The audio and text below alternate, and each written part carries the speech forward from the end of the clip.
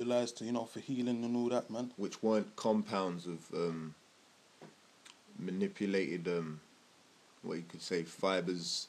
Medicines and they weren't. Yeah, man. They weren't medically induced chemical imbalanced organisms. Organisms and all that, man. They weren't just.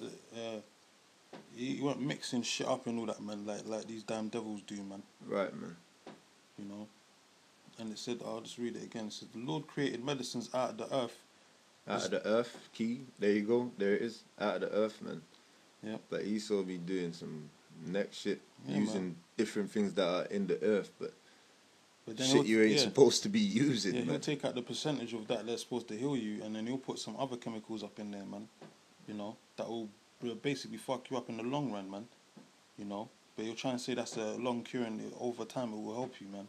Or over a short period of time or whatever. And the Lord was killing people with spiritual power, man. Yeah, man. Certain people got healed but through their faith, man, like that woman, man. That's right. But I'll just carry on reading this couple verses and then go jump back into the yeah, man. And I'll read from verse 4 again. It's Sirach 38:4. The Lord created medicines out of the earth, and the sensible will not despise them. Was not water made sweet with a tree in order that its power might be known? And he gave skill to human beings that he might be glorified in his marvelous works. And we all know who the human beings are, man. Men of color, and that ain't Esau, man. Esau ain't got no pigment in his skin, man. He was cursed off the face of the earth, man. His forefathers, his predecessor Cain, and even Esau, man. Esau, he's just a vagabond, man. Country dweller and all that, man. So he ain't supposed to be manipulating with messing with the elements, man. He ain't even supposed to be nowhere near these medicines, so-called medicines, man. Because it was made for the Israelites, man. The scripture says that the earth was made for our sakes, man. But he said, and he gave skill to the human beings that he might be glorified in his marvelous works. By them, the physician heals and takes away pain. The pharmacist makes a mixture from them. God's works will never be finished. And from him, health spreads over all the earth. Yeah, man. Pretty much that's it, man. It goes into a bit more. It talks about different things, man. But you get the gist of the thing, man. Yeah, man. Right, man. So the point is, being an Israelite, you got law, statutes, and commandments to follow. Now Esau is the same as the beast of the field, man. He has no laws. So then he'll be putting all kind of shit in the vaccines, pork. You never know, Yeah, man, put any kind of shit in there, man, that you're not supposed to have. Plus, he's gonna say he's gonna inject you with it. So that's just wickedness, man, and folly. You shouldn't be Esau shouldn't be doing certain things, but obviously he's the perfect devil, That's right. But another thing that they got is abortion and eugenics. And I'm gonna read this on Wikipedia. Margaret Higgins Sanger was an American sex educator, nurse, and birth control activist. Sanger coined the term birth control, opened the first birth clinic in the United States, and established Planned Parenthood. Sanger's efforts contributed to the landmark U.S. Supreme Court case which legalized contraception in the United States. Sanger is a frequent target in criticism by opponents of the legalization of abortion, based primarily on her racial views and support of eugenics, but she remains an iconic figure for the American reproductive rights movement. Yeah, man, and she ain't nothing but a racist and a damn demon. That's right, man. That really, she wants eugenics to be put to death, man. That's it. That's their main plan, man. They had their hidden quotes. Like when you read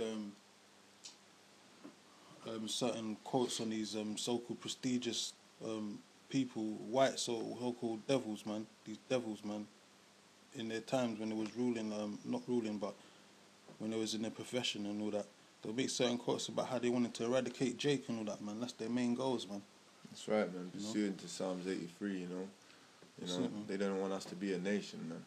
You know, what better way for them that they tried to kill us, man? But they can't kill us, man. You know? If I think one of the quotes was it from Henry Kissinger, man. He was talking about the New World Order, man, and whether we would be able to do it by consent or by force, man. And basically, it's both, really. You're gonna do it by consent and force, because when they're trying to implement this chip, you're gonna have lines down the block, man. Niggas and wetbacks and all these things, man. And you know, lining up to take their damn chip, but they're gonna enforce force as well, man. Like by means of this eugenics program that they're trying to run, man. You know. And Esau, man. Another point proving you that is the damn devil, man. You know. By saying that we ain't Israelites, and by trying to kill us, you know, you're basically saying that the God of Israel is no God, because if there's no Israel, there ain't no God. You know? Yeah. So that's just wickedness, man. How you gonna say that when the Most High created your damn demon ass? You know? You're lucky even on this earth, man. You know? That's it, man. But your time is almost up, man. You're gonna be exterminated after 1,000 years, you damn demons, man. That's it, man. This is Margaret Sanger, Planned Parenthood's racist founder. Damn demon. You know, look. In fact, these damn demons are racist, man. Just look at this, man. I remember watching this. This racist woman slaps male, man. It's a fucking demon, man. Yeah, man. We saw that. You know. And I think the dude's a hammer, so fuck him anyway. No, I think it was a joke still, yeah. but, you know. These niggas still want to love Esau, you get me? Man, it just shows the intent of Esau, man. They don't give a fuck about you, man. You niggas still sleep, man. But yeah, I'm gonna play this, man. I'm Michael Hitchborn, and this is the American Life League Report. The federal government already funnels hundreds of millions of dollars to Planned Parenthood every year, so it should come as no surprise when it funnels your money to celebrate its founder. The Smithsonian National Portrait Gallery recently opened a new, federally funded exhibit that, according to the museum's curator, celebrates women who have challenged and changed America over the past century. Included in the list is notorious liberal feminist Margaret Sanger. The National Portrait Gallery website provides a brief description of Sanger, describing a concerned crusader who fought with the courage of a wounded tiger for the promotion of birth control. What the Smithsonian exhibit fails to mention, however, is that Margaret Sanger founded the largest abortion chain in the country, now known as Planned Parenthood. But the exhibit also fails to explain the racist ideology behind Sanger's promotion of birth control. Many people don't really know what eugenics is. Eugenics is defined as belief in the possibility of improving the qualities of the human species by discouraging reproduction by persons having genetic defects or presumed to have inheritable, undesirable traits.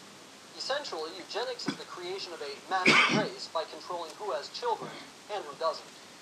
An article appearing in the January 31st, 1922 edition of the New York Times bore the headline, "Mrs. Sanger says Superman is the aim of birth control."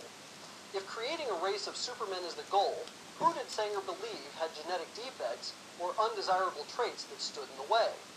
In his book, Birth Control, Facts and Responsibilities, Adolf Meyer quoted an essay Sanger wrote in 1925, entitled, "The Need of Birth Control in America." Birth control is not merely an individual problem. It is not merely a national question. It concerns the whole wide world, the ultimate destiny of the human race. In his last book, Mr. H.G. Wells speaks of the meaningless, aimless lives which cram this world of ours. Hordes of people who are born, who lived, yet who have done absolutely nothing to advance the race one iota. Their lives are hopeless repetitions. All that they have said has been said before. All that they have done has been done better before. Such human weeds clog up the path, drain up the energies and the resources of this little earth. We must clear the way for a better world. We must cultivate our garden. In 1922, Sanger wrote a book entitled The Pivot of Civilization. In it is a chapter called The Cruelty of Charity, where she blasts programs that provide medical and nursing facilities to slum mothers as insidiously injurious.